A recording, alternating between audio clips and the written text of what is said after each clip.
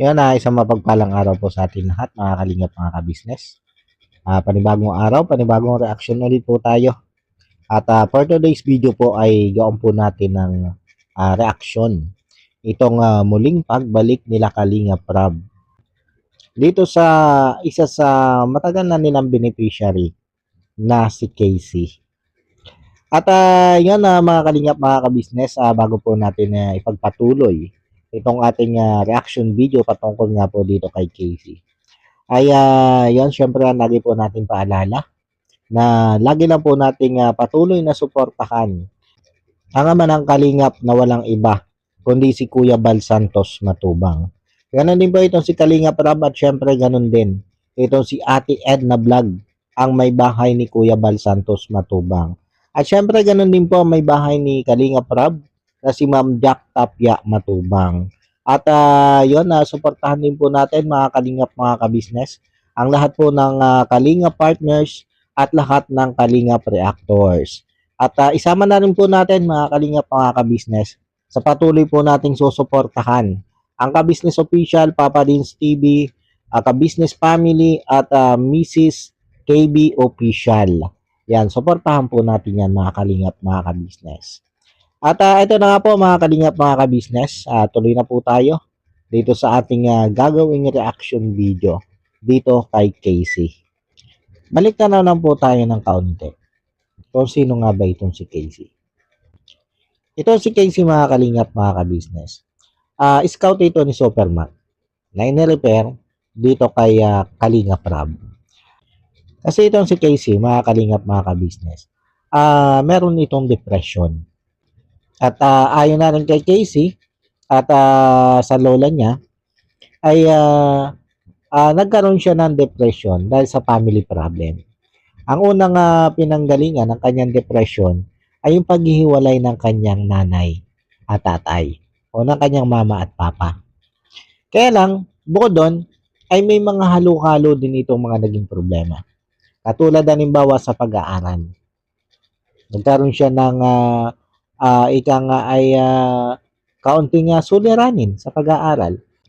At nabanggit din naman niya ni Casey dati doon sa vlog ni Kalingap Rab, sa unang beses yata yon ng vlog ni Kalingap Rab, na nagsimula nga daw sa anxiety, yung kanyang depression. At yun nga, hanggang sa lumala ng lumala, at batay sa kwento ng kanyang lola, ay may trabaho itong si Casey sa Maynila. At yun, tumawag kay na lola yung amo ni Casey at pinabalik ito dito sa Bicol, dito sa piling ng kanyang lola. Kasi nga, napapansin ng amo nitong si Casey na yun, iba na yung behavior nitong si Casey. At nang dahil nga doon ay pinauwi itong si Casey dito sa poder ng kanyang lola. Pero bagamat meron depression nitong si Casey o may pinagdadaanan siyang depression, ay bakas natin dito kay Casey yung pagiging masiyahin. Kumbaga may pagkakalog ito. Yun yung personality nitong si Casey. At napansin din natin sa kanya na may taglay din siyang talino. Kasi nakapag-college ito eh. At ang banggit niya ay ang kinuha niyang kurso sa college ay nutritionist. Kaya lang, ayon dito kay Casey, ay nagkaroon siya ng problema doon sa kanyang kurso na yon. Kaya nag-shift siya ng psychologist. At yun yung hindi niya kinaya. At isa din yon sa naging dahilan ng kanyang depression. At ito nga po, mga kalingap, mga kabisnes,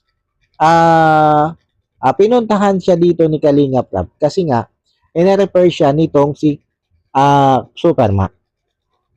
At dito ay sinimulan tulungan ito ni Kalingap Rab para maipagamot. Ang alam ko, kasabayan halos ito ni Rene na ipinagamot kay Doktora Esquadra. Kasi halos sila yung magkakasabay doon eh. Si Rubilin, si Rina, si Dagay, at saka itong si Casey. At saka yung isa pa, yung si Bina. Halos magkakasabay sila dyan.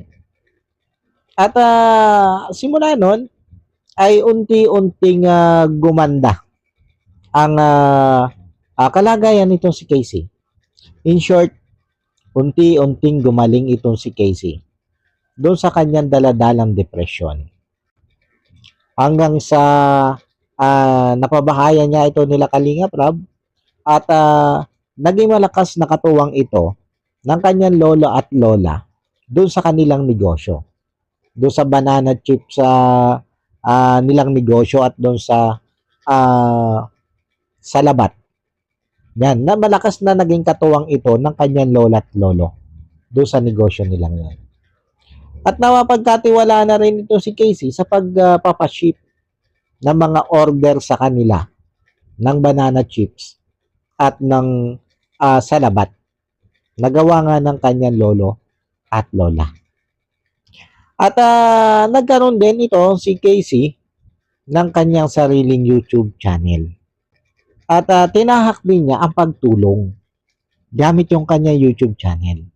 May mga na-scout din ito si Casey na mga napaabutan niya ng tulong.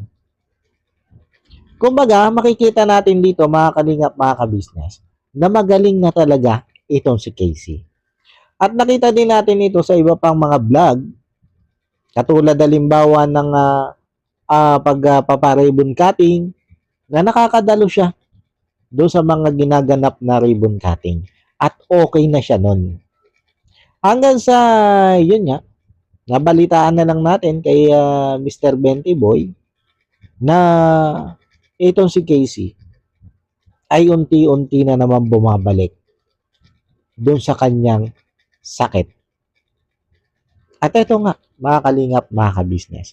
Sa pagbabalik dito nila Kalingap Rab, dahil nga nabalitaan din ni Kalingap Rab, napanood din niya sa mga vlog ni Kuya Jason, nito si Mr. Benty Boy, na itong si Casey nga ay bumalik sa dati. Kaya nagpasya itong sila Kalingap Rab na muling bisitahin itong si Casey. At dito mga kalingap, mga kabisnes, kapansin-pansin talaga na itong si Casey ay muli na naman niyang nagkaroon ng depression o bumalik sa kanya yung sakit niya na depression. Pero napansin ko dito kay Casey, mga kalingap, mga kabisnes, ay hindi nawala sa kanya yung pagiging masiyahin kahit nga siya ay meron depression. Kasi mapapansin natin sa pakikipag-usap niya dito kay Kalingap Rab, nandun pa rin yung ating nakilalang Casey na masiyahin. Diba? Laging nakangiti, palatanong, at kahit nga siya may depression, ay andun yung husay niya na mag-entertain ng kanyang mga bisita. Kaya lang, kapansin-pansin talaga sa kanya yung ika nga ay hindi normal yung kanyang iginaganaw, yung kanyang ikinikilos.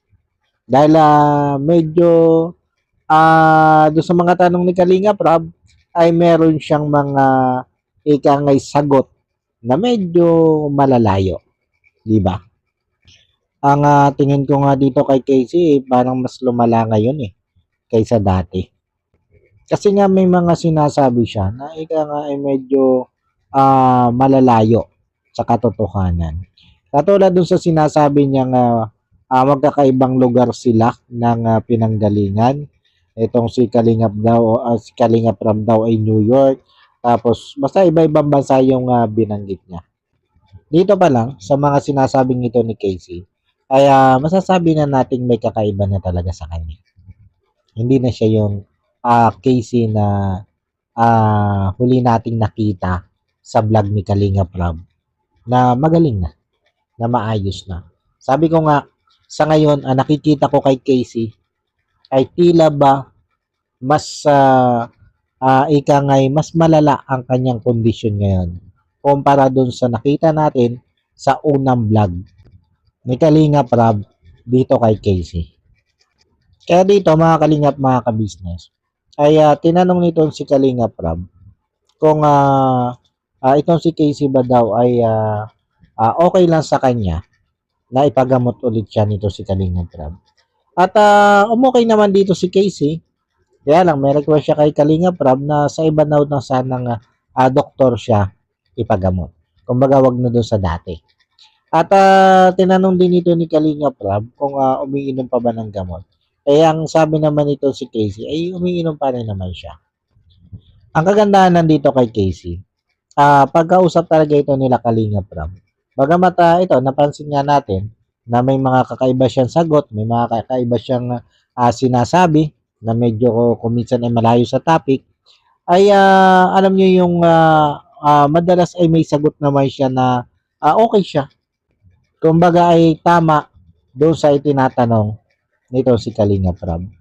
Kumbaga, kung ikukumpara natin siya halimbawa kay Rina, kay Demi, kay Joby, hindi yung jobbing ko na, hindi yung jobbing love team ni Ryan. Yung jobbing ginaganon ko ay yung jobbing na may depression din na taga ron sa malapit sa lugar ni Kuya Robin.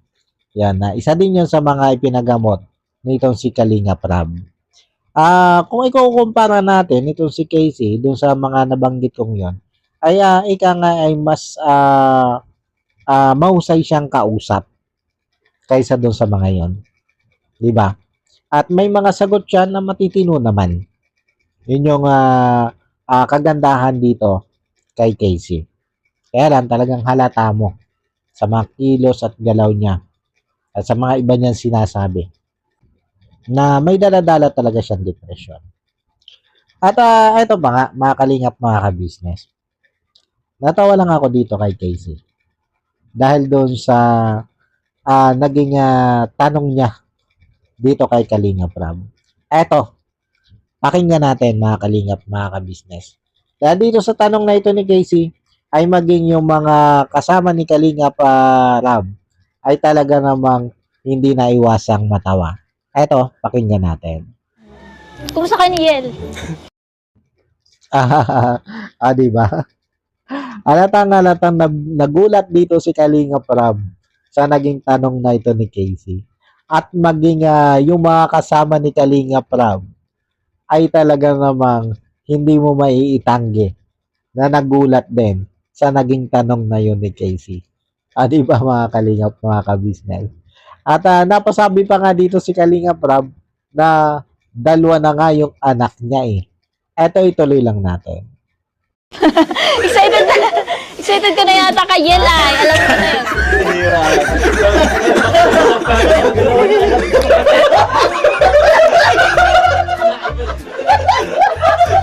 Tara, doon tayo.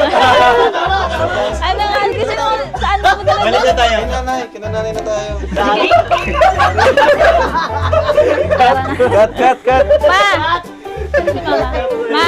Amira yan. Dalawa ng anak ko. Biglang pack up si Kalinga Prab eh. Diba? Sabay aya siya pataas eh.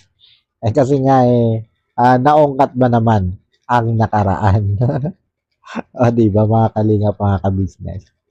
At dito, mga kalingap, mga ka-business, ay habang kakwentuhan nitong si Kalinga Prab, itong lola ni Casey, ay may ibinulalas itong lola ni Casey dito kay Kalinga Prab. At nabanggit nga nitong lola ni Casey na ito pa lang si Casey ay tila ba napagsamantalahan. O ang pagkakabanggit talaga dito ng kanyang lola ay napagsamantalahan itong si Casey. At ang nagsamantala dito ay isang taong pamilyado. At nangyari daw ito nung may YouTube channel pa itong si Casey. Kumbaga, naging subscriber ni Casey, kinontak si Casey, at niligawan. At dito na nga nangyari. Yung ika nga ay hindi maganda na naging karanasan nitong si Casey. At maaaring ito yung naging dahilan kung bakit bumalik ang depression nitong si Casey. Kaya sa nangyaring yan, ay mukhang yung YouTube channel ni Casey ay hindi din nakatulong sa kanya para mas mapaigi. Kasi nga, yun yung naging dahilan kung bakit siya nakilala nung taong nagsamantala sa kanya. Hindi naman natin pwedeng sisihin dito si Casey Dahil maaaring itong si Casey ay naging biktima din nga lang ng isang taong mahusay magpaliwanag. Isang taong mahusay mambola. At dahil nga dun sa katangian ni Casey na mabait, madali magtiwala, ay mukhang nakuha nitong taong ito ang tiwala ni Casey. Hanggang sa yun nga, nangyari yung mga hindi dapat mangyari. At eto nga yung naging resulta. Ang pagbabalik ng depression nitong si Casey. Alam niyo mga kalingap, mga ka-business, ramdam ko dito kay Lola. Gusto niyang hingan ng katarungan ito nangyari sa kanyang apo. Kaya lang hindi ko alam kung ito bang gantong kaso ay pwede silang magreklamo dahil dun sa nangyari kay Casey. Ang alam ko parang hindi eh. Dahil parang naging kagustuhan din naman ni Casey yung pangyayari. Diba? Kaya ang alam ko, hindi sila pwede magreklamo doon sa nangyari yung kay Casey. Siguro para sa akin, maging lesson na lang ito. Para din dito sa kay Lola. Kumbaga, once na maipagamot nito sila Kalinga Prab, itong si Casey, at muli itong gumaling, o maging maayos yung kalagayan niya, siguro mas maging mapagbantay na lang sila sa ikinikilos ni Casey, sa kung sino yung nakakausap ni Casey, kung sino yung mga ini-entertain niya na tao, at yun, maging mas maingat sila sa mga susunod na pagkakataon. Kasi, hindi malayo na maulit yan.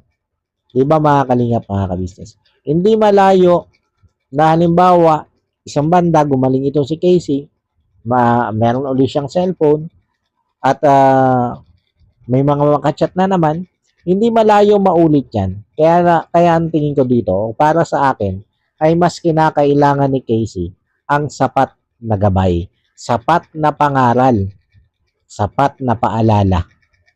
Mula dito sa lola, dito si Casey, sa lolo, at maging dito kay Kalinga Prab. Para na sa ganon, kung may balak uling manloko dito kay Casey, kung may balak uling magsamantala, ay mas mapigilan na. Kumbaga, malaman agad nila at mahadlangan agad kung ano man yung mga binabalak dito na hindi maganda ng mga taong mapagsamantala.